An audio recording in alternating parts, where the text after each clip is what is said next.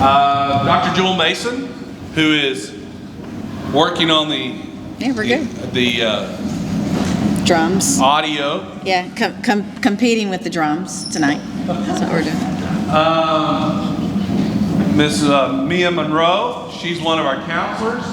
We also have Miss Milam, Miss Skelly, Miss Hollins, and Miss Ball. They're our counselors.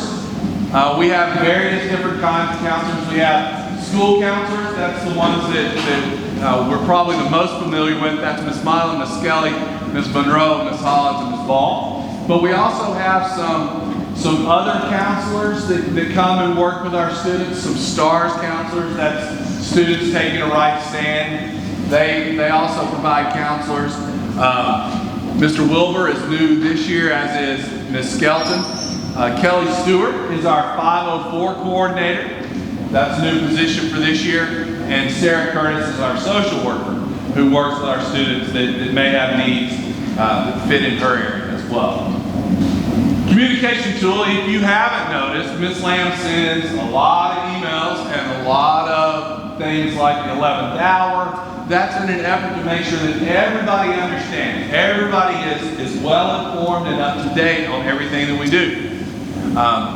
We as assistant principals, if we need you, if we need a parent, usually we will call you if it's something urgent. Sometimes we'll send an email.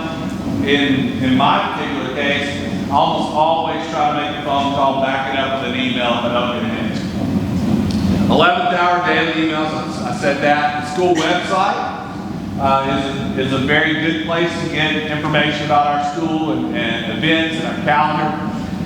If you don't follow us on Twitter, and there's 3 good ones right there. That's the WCS SHS, that's the school Twitter. Then we have the athletics Twitter, and then we have the Spartans Clubhouse. That is a new Twitter page, Twitter handle that we're running this year.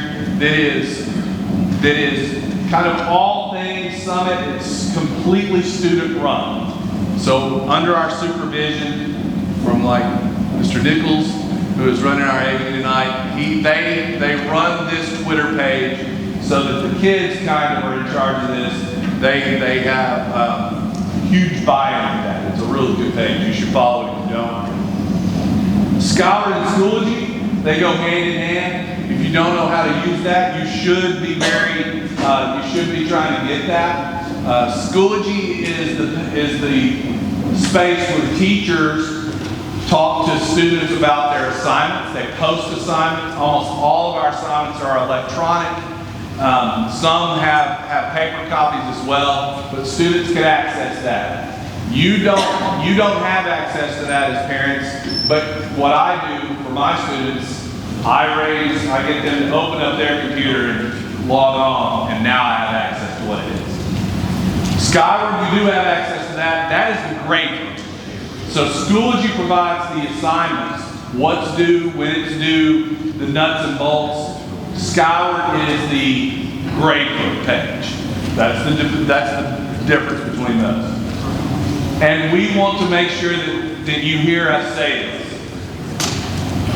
Please email your teachers. You can find all of their emails in Skyward, all of them. So if you're a student, if you have a problem, if you have an issue, get on to Skyward, get their email address, and send them an email address. You can also find their emails through the web page as well, if you need to. Attendance. We know that the best thing, the most important thing about students doing well and being successful in their classes is that the student has to be in class. Right? I know that sounds simple, and we're not trying to be too simplistic there, but the best thing that your student can do is to be in class. So we take attendance very seriously. If you miss school, you can send a message. You can keep your work up to date. You have to send a parent note in. It's not like middle school where you call and we excuse it like that. They need a note after they've missed. If they get to 5 unexcused absences, if your student gets to 5 unexcused absences, then we have to have a tier 1 meeting. Just a little clarification about unexcused and excused. You have 8 absences. A student has 8 absences. Through those 8 absences, you can write a note for those, and it will be excused. It could be for a variety of reasons. Don't feel good. Gonna miss because of this. Doesn't matter, up through 8. But after 8 absences, regardless of what the reason was on the first 8, you must have a doctor's note, or it has to be a funeral notice or something pretty major, usually just those 2 things to be excused. So you have 8 absences that you can excuse for a variety of reasons. But after they reach the 8th absence, whether it's excused or unexcused, you have to have a doctor's note or a funeral notice to be excused for that, beyond that. So after 5 unexcused absences, we have a tier 1 meeting. We sit down, we talk about why is attendance an issue? What can we do to help? We need your student to be in school as much as possible. Please do that. We begin the path down truancy. We have a conversation about truancy and what that looks like, and going to court, which is never a fun experience for anybody. The student must turn in a note by 7:50 if they're leaving early. Like, they need to have it turned in before school starts to get dismissed early. Otherwise, you're going to have to come pick them up. 7:51, you're going to have to come drive to school and check them out. Notes to be dismissed during the school day have to be turned in by 7:50. Also, if you're coming to pick your child up early, from like an early dismissal, you can not do that after 2:30. So if they have a 3 o'clock dentist appointment, you got to get them before 2:30. Otherwise, it just creates more havoc with our traffic than is already out there. So no later than 2:30. I'll add something there. I know this comes up all the time during the year. Make sure you have everybody, your mom, your cousin, your brother, your best friend, your sister's friend on that checkout list. Because it's always a crisis situation, and you have to like send someone up there to get your kiddo if they're not on the list. And we're just not going to let them go with just anybody. So make sure you add people to your list. Homeroom. Homeroom is a part of 4th period. We do 12 minutes a day. I think it's 3 days of Summit View. We dedicate 2 days to that. So Monday is Summit View, Friday is Summit View. Tuesday, Thursday, we do ACT type questions, preps. It could be a tip. Mr. Jackson will talk a little bit more about that. He's the one that's in charge of those. And then Wednesday is dedicated to the counselors. Usually it's some sort of college or career prep. Sometimes we do some mental health break kind of things to help students with a little break in the middle of the day like that. But that's what homeroom looks like. All activities can be found in Schoology. We post them there. The students have access there. Usually there's some sort of exit ticket to make sure that they completed this stuff or paid attention to the stuff as well. Wednesday activities, prevention topics, GPAs, that's what we said with the council. Registration, college applications, all that kind of stuff. Then at the beginning of homeroom every day, Ms. Lamb reads the announcements from the 11th hour. So the announcements are read aloud at the beginning of homeroom, and those announcements can be found on the 11th hour. Again, I'm Jewel Mason, and I'll be your kiddo's principal until they graduate, and I'm here to pick up on tardies. So everybody gets to class on time. I had a parent the other day that said, I'm gonna drop my kid off early every day. And I'm like, you're not getting the first period. They just couldn't fathom how that could be. So talk to your kids about being in class on time, socializing when it's appropriate, and just being responsible and making it there. We like to hold those kids accountable, and so 1 to 3 tardies, they get a warning. After 4, they'll get a lunch detention, so that's about 20 minutes. Then after that, we begin in-school suspension. So those start over at the holiday. So in January, they'll start over. So you can see there all the different levels once they miss. Discipline information, you can find all of this in our handbook. Bullying, harassment, that's obviously a zero tolerance. We don't tolerate anything of that nature. Investigation will be completed and there'll be discipline applied. So we can work through anything, bring that information to us. We will get down to the details and we'll work it out from there. Misuse of technology, that can range. That can be a huge range. So that's the consequence they'll get. Fighting, we don't really have that here. I think in the last 8 years, I really haven't seen too many physical altercations. And we like it that way. I say it's Disneyland and we want to keep it Disneyland. So we would get an alternative school placement for 30 days or more, and then we will reach out to the board, we'll have a petition, we'll get their assistance. Vaping, that's 5 days in-school suspension. If we were to test a vape and it came positive with anything other than nicotine, we would get to the next step, would be the drugs, and we would look at a 1-year suspension. So that is definitely a zero tolerance offense. Drugs or alcohol, weapons, things like that, we would 80-day suspension. That's 3 days of in-school suspension, and more than one student going to the bathroom, in a bathroom stall, I should say. So I think if you guys received my text message or my email about that, anybody in here? Nobody received a text message about helping us out with that? No, yes, sorry, yes, thank you. I love the text message feature.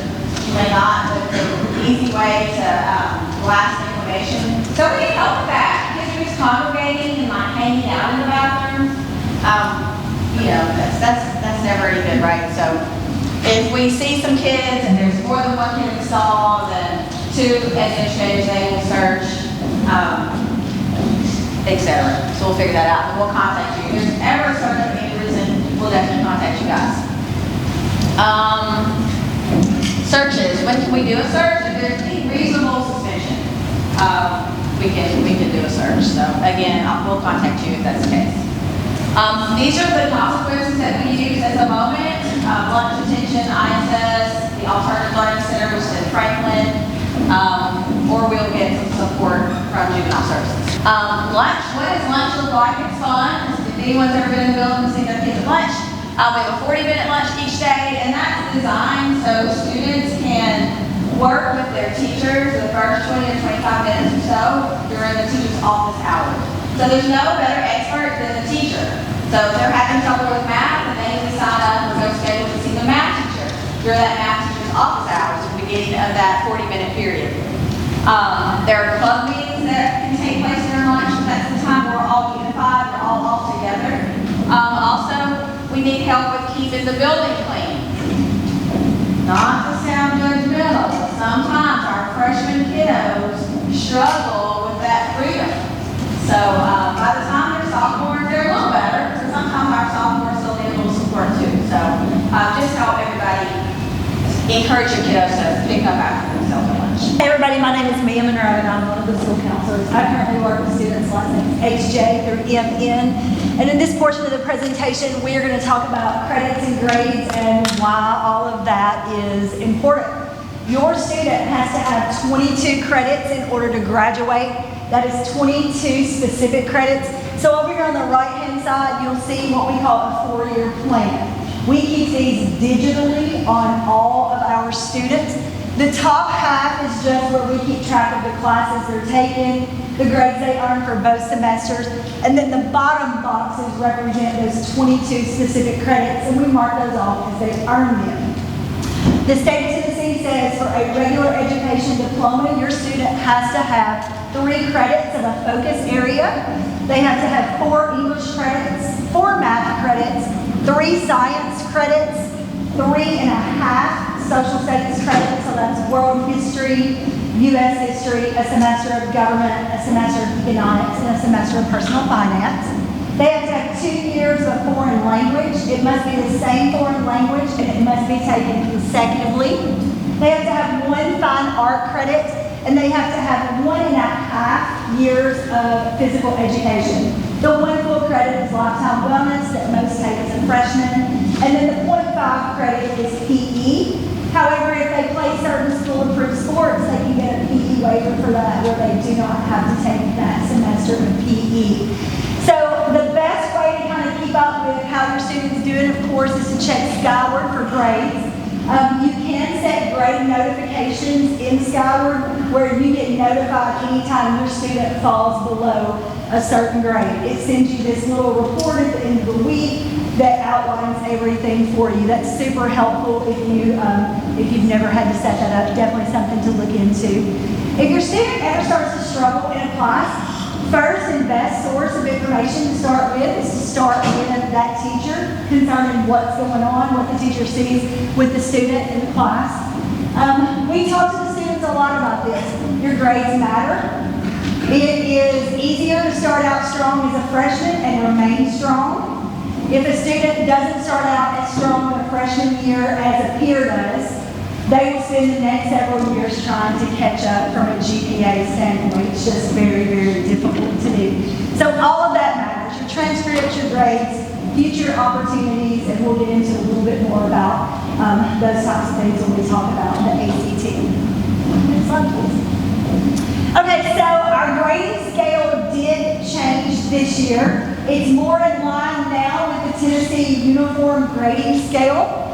However, we do still weight our classes. So you can see that standard classes are rated on a 4.0 scale, honors are on a 4.5 scale, and AP are on a 5-point scale. Probably the biggest difference that you've seen and heard about is now what is considered a passing grade. In years past, it took a 70 or higher in order to earn a credit. Now a 60 is considered a D and will earn a credit. So just be aware that that is one thing that has changed to the grading scale starting this school year.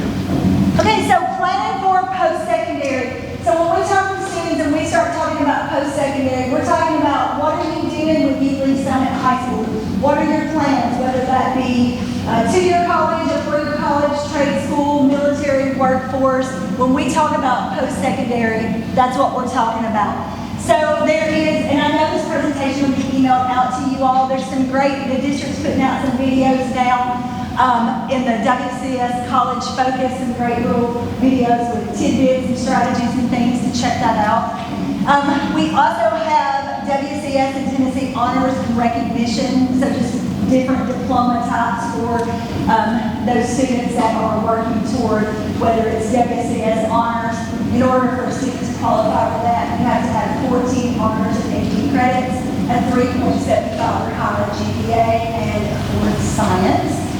So as a sophomore, what can your student be doing? Number one, keep the grades up, and the biggest thing, if they're struggling, have them ask for help. We have some great resources. Our schedule, our lunch is designed intentionally so that the students have access to their teachers for that Spartan time. That's the first place they should definitely check. They should also get involved, keep up with activities when you start talking about post-secondary, and if you're applying for colleges and things like that, they want to see you as a whole person, so not just what your GPA and what your transcript look like, but what are the activities that you've been a part of? Have you volunteered, clubs, sports, that type of thing. Visit college campuses. It's never too early if your student is super motivated and that's something that you know right now that they're interested in. Take some of those visits. The great thing about the fall time of the year, a lot of the schools are doing preview days and they'll host those on Saturdays. So it's a great way to get some visits in on the weekends. And then explore college majors and career fields. Okay, so scholarship opportunities. I'll talk to you real quickly about some of these. So there is the Tennessee Promise. So Tennessee Promise is a last dollar scholarship. Tennessee Promise is where all Tennessee students can attend 2 years of community college or trade school tuition free. A last dollar scholarship meaning any other scholarships that the student is eligible for, those will pay first, and then Tennessee Promise will take anything that's left. This covers tuition at Tennessee Public Community Colleges or TCAT schools. The eligibility requirements for that are you have to graduate from a Tennessee high school, you have to complete the application by the deadline. There is, I believe, 8 hours of community service, and they have pretty much their entire senior year to get that completed in. They have to attend one mandatory meeting and work with their assigned Tennessee Promise mentor. Okay, so other scholarship opportunities. The Hope Scholarship. The Hope Scholarship, for your students to be eligible, they either have to have a 21 on the ACT or an unweighted 3.0 GPA. Either or. If they get the 21 or higher, they can secure it, and the GPA does not play a factor in that. So for 2 years, that can get you $1,600 a semester at a community college. For 4 years, your first and second years, it can get you $2,250 per semester. And junior and senior years, it can get you $2,850. There's also the Aspire, which is income-based supplement, and the General Assembly Merit Scholarship for those students that have that 3.75 AC, or that 3.75 GPA, and that 29 on the ACT. Okay, so additional resources we want you and your students to be aware of. Spartan Time, where they can see their teachers. We do have a math tutor that is here every period of the day. Mr. Tuck is here first period, and then third through seventh periods. And Miss McNeely covers during second period. This is upstairs in A235. Easiest way to tell your students to find it is if the library were upstairs, and that's where it is, right above the library. Other things, if your student, encounters some issues or some concerns, some personal social things, school counselors are available to assist. We have the STARS counselor, the school social worker, and then the 504 coordinator. I would just say to you, if your student starts to struggle in any capacity, whether it's academics or socially, emotionally, things like that, always feel free as school counselors to reach out. We'd rather you reach out to us have that conversation, and be able to help you on the front end versus when things are not as great. Okay, I'm going to turn it over to Mr. Jackson to talk about the ACT. But first, one thing I wanted to add, just as a reminder to encourage your kids, if they are absent from school, they need to make up the work the next day, if humanly possible. It becomes very burdensome when they extend it out, just out and out, put it on, to make up those assignments. The other thing we request is please, if you do not have Skyward access, or if you do not know how to use Skyward, please call the front office to get some support. I know you mentioned that earlier, but please look at your kiddos' grades. That's where the transcript lies, so the grades are in Skyward. So you will receive text messages from me quite often to check Skyward, and check Skyward prior to the end of the quarter. So we are approaching the end of the quarter in a couple of weeks, check Skyward. So we don't, if you have any questions about grades, that you have time to go to the teacher and make any adjustments or any discrepancies fixed right up. hi y'all. Everybody doing okay?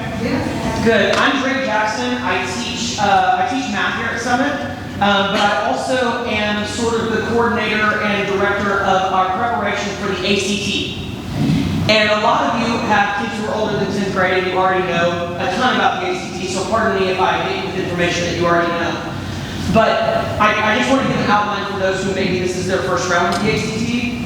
So the ACT is the most commonly used test in the South by colleges, period. And colleges use it for three things. They use it to determine whether you need to take remedial courses or not, but that's the smallest of the three. Here are the big two. They use it to determine whether you get in, and they use it to determine how much money you're getting, right? Those are the big ones, okay? And here's the thing. The ACT claims to be a college readiness test because it claims to test your reasoning ability, right? It's testing your reasoning ability in reading comprehension and in comprehension of scientific passages. It's testing your mathematical reasoning. It's testing your knowledge of the English language. But here's what we all know. We all know that the ACT is actually just as much testing somebody's ability to take a test. Right?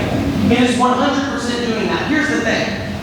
I have seen it time and time again. Students will be killing it in their reasoning ability and in their grades, and you know that they're capable of getting that, 32 or 33, and they can't seem to get that ACT score above a 27, 28, right? Or a kid has a nice solid GPA, and they can't seem to get their ACT score above an 18, right? We see things like that happen all the time. So my big thing with the ACT, this is my mantra for the ACT this year at Summit High School. My mantra is we're going to beat that system and get that cash. That's it. We're beating that system and we're getting that cash. I said it to all my ACT review students, I said it to faculty. I said it to everybody. We're beating that system and we're getting that cash. Because it is a travesty that a societal institution such as this even exists in the first place, right? I mourn at the fact that we count on this, but the fact of the matter is that we do count on it, and our kids are going to beat that dang system, I swear. You know what I'm saying? Just a couple little, did I do? Yes, okay, cool. So here's why we focus on it, and I cannot stress this enough, the ACT equals money in your pocket. It's money in your kid's pocket, but let's be real, they're in college, that usually means money in your pocket, right? It is literally money in your pocket, okay? And part of it is this part is actually a little bit overlap with what Ms. Monroe already talked about, is that it's used to qualify for the Hope Scholarship if you have a 21 composite, and by composite I mean that the ACT is made up of 4 subject areas, and they score each of the subject areas on a 1 through 36 scale, right? And then they average those 4 subject area scores together, and that's your composite score. Now, I will say, some schools, many schools, in fact at this point most schools do what's called super scoring, which means that they'll take the highest English you ever got, the highest math you ever got, the highest reading you ever got, the highest science you ever got, and they'll average those instead. But for the Hope Scholarship, and for some colleges, they don't. It's the highest you ever got sitting for at one time, right? And a 21 automatically qualifies you for $3,200 a year at 2-year colleges. That's in addition to the Tennessee Promise, right? So that's stuff that your college student can either save or maybe help send back to you to take care of those food and money costs that they're still living in the house, right? And food and lodging costs is what I meant. And then it also adds on to other scholarships, right? It adds on to other scholarships. Look at the right side of the screen. You may not be able to see it from where you're sitting, but that's okay because this presentation will be sent to you in an email, right? But this is actually a list of things that you are guaranteed at 2 major Tennessee colleges, being MTSU and UTK, things that you are guaranteed with a certain ACT score, right? $13,250 a year in tuition, right? And if you have a 30 on your ACT, and you have that money from the Hope Scholarship, then you are guaranteed, without any further scholarships, to have 2/3 of that tuition completely covered. And that doesn't count other scholarships that you may also be eligible for, right? Like you're guaranteed that. So really, getting them to focus on the ACT early is a really huge deal. It's also a requirement for graduation here in Williamson County. You can't graduate without having taken the ACT. And we offer it twice, completely free. You don't have to register for it, you don't have to sign your kid up for it. They take it here in March of their junior year, and then October of their senior year. So here in a couple of weeks, the seniors will actually be taking it for the second time. They took it back in March, and they'll be taking it for a second time, right? And it's offered twice, completely free of charge. This is another table that I would love for you to draw your attention to if you have time when you get the email from Ms. Lamb, because this table actually outlines the combinations of GPA and ACT that get you guaranteed admission at various colleges around the state of Tennessee. So that's what this table does. The example at the top is UT Chat, and a lot of schools do this. UT Chattanooga actually says you can have a slightly lower ACT and a slightly higher GPA, or you can have a slightly higher ACT and a slightly lower GPA, right? But it gives a whole list of those there. Okay? This is where I come into play. This is where the stuff that we do here at Summit High School comes into play generally. Let me be clear, it's not just me. Every single teacher in this building at this point in time has now begun the effort of pulling kids toward success on the ACT, right? So the thing that I do most regularly, the thing that they see all the time, is that every week in Homeroom, which Mr. Simpson talked about, they see 2 instances of ACT practice every week sitting in their 4th period class before 4th period starts. I show up on a video, and usually I show up doing something crazy and or wearing something random. But I show up, I give them a lesson in whatever it is that I want to cover that day, English, math, reading, science, whatever it is they need. And then they do a practice, and then I review the practice with them. Twice a week, every week, for the entire, really for a lot of them, it's going to end up being the entirety of their high school career, right? That's every week. Then we also do full-length practice tests every semester until they start taking it for real. So, like for example, while the seniors are taking the ACT in October here in a couple weeks, your sophomores will be taking a full-length practice test in a system that we use called Performance Matters. And here's what's great about that. Not only am I going to walk them through in one of those homework videos how to go access their results and walk through their results, not only am I going to do that, many of their teachers are going to be using a little bit of class time, not to interrupt what they're learning in those classes, but they're going to be supplementing what they're learning in those classes with explicit review of the materials that were on the practice test. And that's just part of what we're doing in classes. So like another thing we started is English was the area, by the way, we showed amazing ACT growth with last year's senior class. We had a 5 out of 5 on the scale. It was wonderful. The one that we only showed a 4 out of 5, and which is, by the way, still above average, was English. And so even our CTE classes, which is like our career and technical classes, our fine arts classes, and our PE classes are beginning the effort of giving kids a little bit of extra practice in English, right? Which is wonderful. Okay? That's another piece. Another thing that you can start thinking about because you're here in the sophomore year is ACT boot camps and also my ACT review semester-long course. So you will see emails from Ms. Lamb throughout the year about ACT boot camps. All that is some time after school for a few days in a row, or we're going to do it twice this year on Saturdays, although I am targeting the Saturdays for juniors and seniors. But there are some times where they can come to my room and get some strategies and some ACT practice for a few days. I always schedule them before either a day that we're getting in school or a day that they can sign up to take it on Saturday. But a student does not have to be signed up to take it to sign up for the ACT bootcamp. They are welcome as long as we have space, right? And that some sophomores actually had a couple students who graduated, a couple students who are seniors this year who started coming to ACT bootcamps in their sophomore year, and they feel like it really paid dividends, right? So that's a good thing to do, especially as you get near the end of sophomore year. That's a really good thing to be thinking about. And then, of course, your sophomores actually, if they're not all, a few of them are already signed up for ACT review in the spring, which is amazing. I only allow them to take it in the spring of their sophomore year, generally. Okay? But they can still sign up to take ACT review fall semester of their junior year, spring semester of their junior year, or fall semester of their senior year. Any of those 3 semesters, they can still take the course. Taking that course is a wonderful idea because it literally, I spend pretty much that full 46 minutes every single day for a whole semester reviewing content and teaching strategies. That's it. It's a really good tool, and it's a semester elective course that goes on the transcript as well. It's pass fail, but it goes on the transcript as well, which is awesome. So here's what you should be doing right now as a sophomore parent. Right? Here's the big one. This is in my opinion, my most important slide. The number one thing for sophomores is encourage them to take advantage of the opportunities. I'm going to be real with y'all right now. I'm going to be real. It is very difficult to motivate, especially underclassmen, but let's be honest, anybody, to take something seriously when it is not for a grade. And the stuff we do in homeroom, and a lot of the ACT practice that's happening in classes is not for a grade because it's not the content being covered by the course, right? So the number one thing you can do is that when we take a practice test and we review the materials, when we do get your ACT, your ACT together in homeroom, when we do that twice a week, encourage your kid to overcome the temptation to blow it off and start taking it seriously right now. That's the number one thing that you can do. Also, when it comes time to do course registration, talk to them about taking ACT review. I would love to have them in class. Talk to them about signing up for boot camps when those emails go out, right? Take those things seriously. Here's the next thing. It's starting to become time to sign your kid up to take the ACT for real on Saturday. Don't wait for the time we give it free in March, right? Do not wait.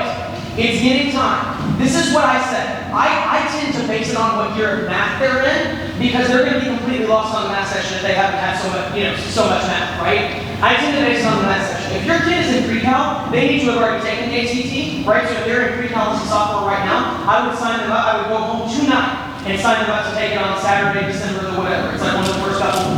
You can go to www.act.org and it'll give you the day, right? If your kid is in Algebra 2 right now, as many of your kids are, I would suggest no later than April of this year do they take the ACT for the first time. That is a full year in advance of when they take it for real for the first time. But it's wonderful at setting a baseline, and it's wonderful to take it while those Algebra 2 skills are sharp on their brain. Then, if your student is in geometry, which is probably going to be the majority of you, if your student is in geometry right now, it's just important that they sit for at once before they take it for free here at school in March. So even if you wait until December of next year, right? Even if you wait until December of their sophomore year, or of their junior year rather, have them sit for it. That's a wonderful thing.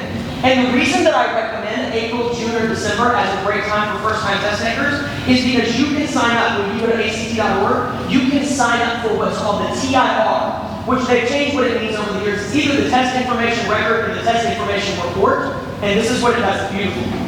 It sends you a full copy of the test that they took with every single thing that they missing out right. It's marvelous. It costs like 30 extra bucks and it is worth everything. Right? Here's what you don't sign up for, and I cannot stress this enough.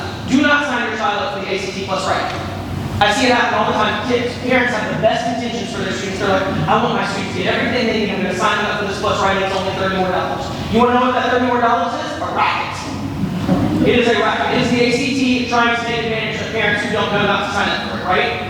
Do not sign up for the ACT Plus writing. There are maybe 4 colleges in the entire nation who really care about it at this point. And last I checked, they are all tiny little arts colleges in rural Michigan and Minnesota. So unless your kid is really excited about one of those colleges, which would be shocking, right? You are definitely going to want to skip on the ACT Plus writing, okay? I know that we need to move on and get out of here. We only have one more slide left, so I'm going to leave it here and say this. I am going to be up front in the front of this room at the end of the night tonight. Last time I had about 6 or 7 different freshman parents come and ask me questions about the ACT. If you have any questions that you feel like I can answer for you that won't be answered by this slideshow when you get it in your email, please do not hesitate to ask me. You can also email me on drake.jackson@wcs.edu. And I would love to answer your questions via email as well. So I'm going to hand it back over to Mr. Stinson to close this out. Thank you all so much for listening. A few things to remember as we close up tonight. Academics matter, right? We want everybody to do their best, get everything in on time, study for your assessments. You as a parent need to check Skyward, contact teachers if you have questions. Sorry, we're working on it. Here we go. The ACT and the PSAT, which is coming up, both of those are coming up pretty quickly.